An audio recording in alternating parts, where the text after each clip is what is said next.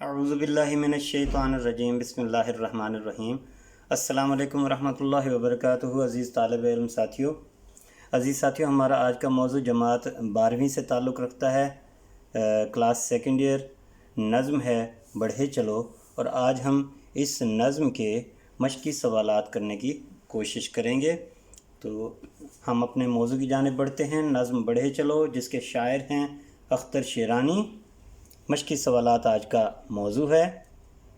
سوال نمبر 1 پہ توجہ دیجیے۔ وطن کے نام پر کن چیزوں کو قربان کر دینے کی تلقین کی گئی ہے؟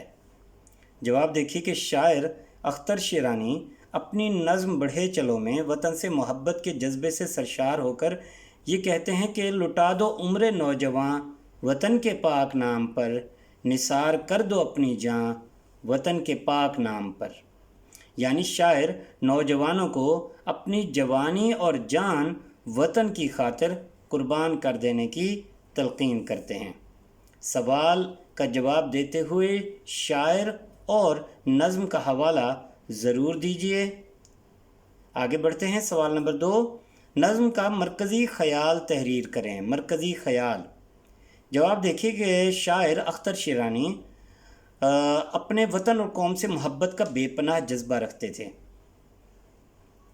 اپنی نظم بڑھے چلو میں وہ کہتے ہیں کہ قوم کے نوجوانوں اور بہادر سپاہیوں کو ہر قسم کے حالات میں اسلحے سے لیس ہو کر، ہتھیار سے لیس ہو کر آگے بڑھنا چاہیے اور ملک کا دفاع کرنا چاہیے۔ خواہ کسی بھی قسم کی رکاوٹ کیوں نہ سامنے آئے، اسے خاطر میں لائے بغیر حب الوطنی کے جذبے سے سرشار ہو کر آگے بڑھیں۔ یعنی وطن کی محبت کے جذبے سے سرشار ہو کر آگے بڑھیں اور دشمن کو عبرتناک شکست سے دوچار کریں۔ شاعر نوجوانوں کا حوصلہ بڑھاتے ہوئے یہی کہتے ہیں کہ وہ اپنی جان قربان کر دینے سے قطعاً دریغ نہ کریں، کیونکہ وطن کی حفاظت میں اور اس جدوجہد میں زندہ بچے تو غازی کہلائیں گے، اور اگر مر بھی گئے تو شہادت کا رتبہ ملے گا، اور یہ دونوں اعزازات قابل فخر ہیں۔ جی عزیز ساتھیوں، امید ہے کہ مرکزی خیال سے آپ پوری نظم کو سمجھنے کے قابل ہو جاتے ہیں، اور اس سے بھی آپ اس نظم کو سمجھ چکے ہوں گے۔ آگے بڑھتے ہیں۔ سوال نمبر 3 دیکھیں، پہلے بند میں کن کن مشکلات کے باوجود آگے بڑھنے کی نصیحت کی گئی ہے؟ تو شاعر اختر شیرانی نے اپنی نظم بڑھے چلو میں مشکلات کا ذکر ان الفاظ میں کیا ہے۔ یہ پورا بند ہے جو انہوں نے تحریر کیا، پہلی نظم کا پہلا بند ہی: رکو نہیں جو دشت و ریگ زار آئیں سامنے، بچو نہیں جو سیل و جوئے بار آئیں سامنے، ہٹو نہیں جو بحر و کوہ سار آئیں سامنے، ہو راہ کتنے ہی کٹھن بڑھے چلو بڑھے چلو۔ تو شاعر نے اس بند میں جنگل کا ذکر کیا ہے، جنگلات کا، دشت کا ذکر کیا ہے، صحراؤں کا ذکر کیا ہے، ریت کے میدانوں کا، ندی نالوں کا ذکر کیا ہے، سیل و جوئے بار کا ذکر کیا ہے، سمندر، پہاڑ، پتھریلی چٹانوں کا ذکر کیا ہے، اور ان سب کا ذکر کر کے وطن کی خاطر آگے بڑھنے میں جو مشکلات آتی ہیں ان کا ذکر کیا ہے۔ ٹھیک ہے جی، تو پہلے بند میں جن مشکلات کا ذکر کیا گیا وہ یہی ہیں: جنگل، صحرا، ریت کے میدان، ندی نالے، سمندر، پہاڑ، پتھریلی چٹانیں وغیرہ وغیرہ۔ جی آگے بڑھتے ہیں۔ وطن کی ترقی اور تنزلی کا انحصار کس چیز پر بیان کیا گیا ہے؟ وطن کی ترقی اور تنزلی یعنی نیچے گر جانا، پستی، تو یہ کس چیز پر ڈیپینڈ کرتی ہے، کس چیز پر منحصر ہے وطن کی ترقی اور تنزلی؟ شاعر اختر شیرانی اپنی نظم بڑھے چلو میں نوجوانوں سے مخاطب ہو کر کہتے ہیں کہ وطن کی مرگ و زیست کا تم ہی پہ انحصار ہے۔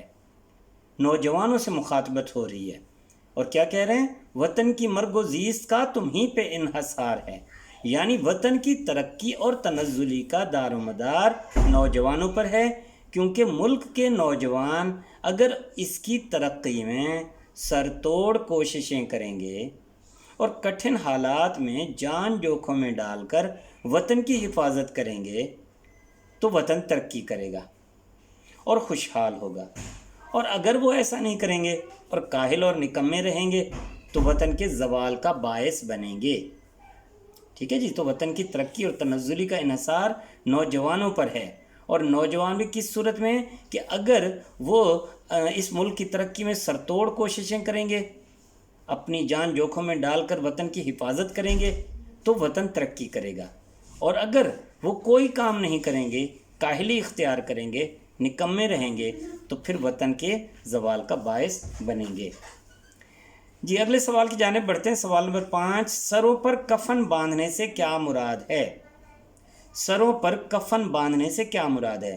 تو شاعر اختر شیرانی اپنی نظم بڑھے چلو میں وطن سے محبت کے جذبے سے سرشار ہو کر وہ یہ کہتے ہیں، جیا تو فخر قوم ہے، مرا تو وہ شہید ہے، سروں سے باندھ کر کفن بڑھے چلو بڑھے چلو۔ تو اگر کسی نظم کے متعلق، نظم کے کسی بند یا شعر سے متعلق سوال ہے تو وہ شعر یا بند ضرور کوٹ کرنا ہے۔ اس میں دیکھیں وہ کیا کہتے ہیں شاعر اختر شیرانی، جیا تو فخر قوم ہے، مرا تو وہ شہید ہے، سروں سے باندھ کر کفن بڑھے چلو بڑھے چلو۔ تو سروں پر کفن باندھنے سے مراد شوق شہادت سے سرشار ہو کر میدان جنگ میں اترنا ہے۔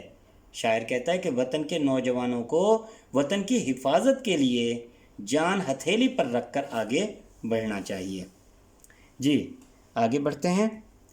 اگلا سوال دیکھیے، مندرجہ ذیل مرکبات کا مفہوم واضح کریں۔ مفہوم واضح کرنا ہے، اور اس میں دیکھیے یہ مفہوم کا مطلب معنی لکھنا ہے، لیکن جسٹ معنی نہیں ہے، صرف معنی نہیں لکھنا ہے، بلکہ ان کو اس نظم کے تناظر میں بھی ہمیں دیکھنا ہے۔ ان مرکبات کو مرکب کہتے ہیں دو یا دو سے زیادہ لفظوں کا مجموعہ، جیسے سیل، جوئے اور بار، یہ 3 الفاظ ہیں، تو یہ مرکب لفظ ہے۔ سیل و جوئے بار، سیل سیلاب کے معنوں میں آتا ہے، اور جو نہر کو کہتے ہیں، جوئے بار تو پانی کا سیلاب، اور ندی نالے۔ یہاں پر جس تناظر میں یہ لفظ استعمال کیا گیا مرکب لفظ، یہ مرکب وہ اس طرح سے تھا کہ یہ بھی انسان کو آگے بڑھنے سے روکتے ہیں۔ سیل و جوئے بار تو پانی کا سیلاب اور ندی نالے جو انسان کو آگے بڑھنے سے روکتے ہیں۔ جی آگے، مرگ و زیست، مرگ کہتے ہیں موت کو، اور زیست کہتے ہیں حیات کو۔ زیست زندگی، حیات، موت اور زندگی یعنی خطرات سے کھیلنا اور مرنے سے نہ ڈرنا۔ مرگ و زیست، یہاں پر جو اس نظم میں استعمال کیا گیا یہ مرکب لفظ یہ تھا، وطن کی مرگ و زیست کا تم ہی پہ انحصار ہے، یعنی وطن اگر جیے گا تو تمہاری ترقی کی وجہ سے، اور اگر مرے گا یا زوال پذیر ہوگا تو تمہارے کاہلی اور نکمے پن کی وجہ سے۔ ٹھیک ہے جی، تو موت اور زندگی یعنی خطرات سے کھیلنا اور مرنے سے نہ ڈرنا، یہاں پر اس سے یہ مراد۔ تیغ بے امان، تیغ بے امان، ایسی تلوار جس کے وار سے کوئی بھی نہ بچ سکے۔ تیغ تلوار کے معنوں میں آتا ہے، شمشیر، تیغ۔ بے امان یعنی جس کو امان نہ ملے، تیغ بے امان کہ ایک بار جب یہ نیام سے نکل آئے تو پھر کوئی بھی محفوظ نہ رہے، کوئی بھی نہ بچے۔ ایسی وزنی، یا پھر اس کو یوں بھی کر سکتے ہیں، ایسی وزنی اور تیز دھار تلوار جو ڈھال کو بھی چیر کر رکھ دے، ڈھال کو بھی چیر کر رکھ دے، ایسی تیز دھار تلوار۔ ٹھیک ہے جی۔ قسمت سعید، خوش قسمتی، کسی بھی حوالے سے اچھے نصیب والا۔ مطلب کیا ہے؟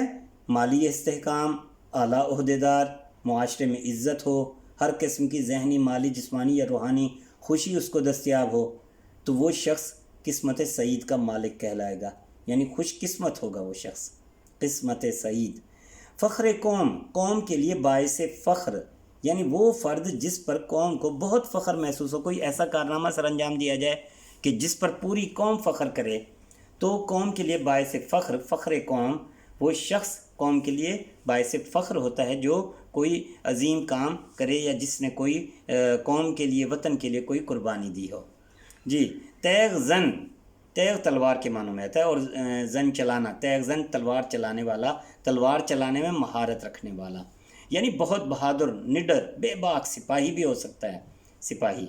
رزم گاہ، اگلا دیکھیں مرکب لفظ رزم گاہ، رزم کہتے ہیں جنگ کو، رزم، اور گاہ یعنی میدان، جنگ کا میدان، یعنی وہ جگہ جہاں دو فوجیں یا لشکر آمنے سامنے ہوں۔